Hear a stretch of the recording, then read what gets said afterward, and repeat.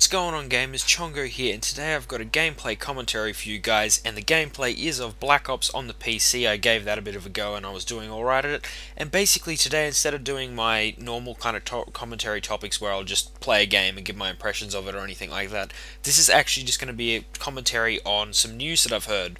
Now, I think it was a day or two ago, I think it was the first day of PAX Prime in the US, it was actually announced that the very first international PAX event will be in Australia.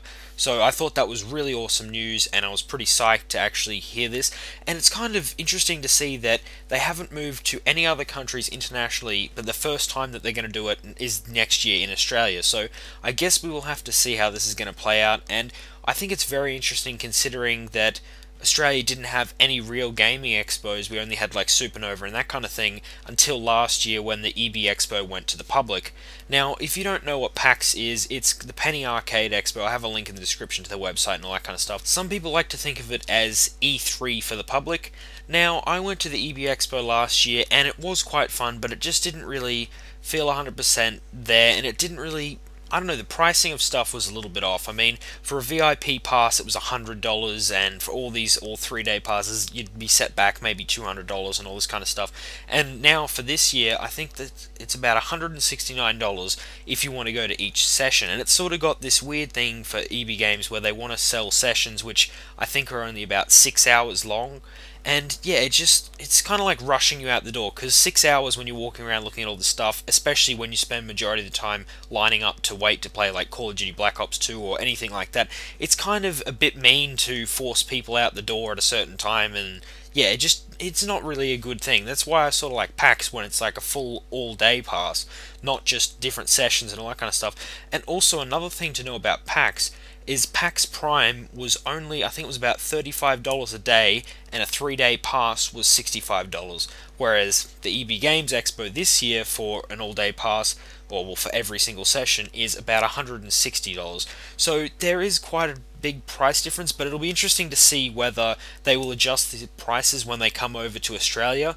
But then again, the exchange rate is pretty much even, well, it's going backwards and forwards, so maybe they might keep the price the same, and then hopefully we'll actually end up with a cheaper experience rather than having to go to the EB Expo. Also, usually PAX tends to get a really good lineup of unreleased games or games that are coming out next year, whereas what I noticed with the EB Expo is they did get some really good games that aren't released yet, but they also had some ones that were already released that to me kind of lost the point. I didn't understand why you'd pay money to play a game that's already out that you could buy and play yourself at home. It just, yeah, it doesn't really have that same feeling, whereas, yeah, most of the PAX lineup is pretty much all unreleased games and a lot more compared to the EB Expo. They haven't actually announced a date or a location where it is going to be in Australia next year, but I'm already interested and pretty much want to go already, just because the pricing, if the pricing is as competitive as it is in America, that's definitely a plus, because even if I do have to take a plane to go and see it or whatnot, at least I'm actually going to pay for a ticket that's not going to be, you know, $100, $200 or anything ridiculous like that. So I guess we'll just have to wait and see when more details roll out. So obviously the location, all that kind of stuff will probably be released, I'm guessing, before the end of the year, and we should have a website up by that point so that we can, I don't know, pre-purchase tickets or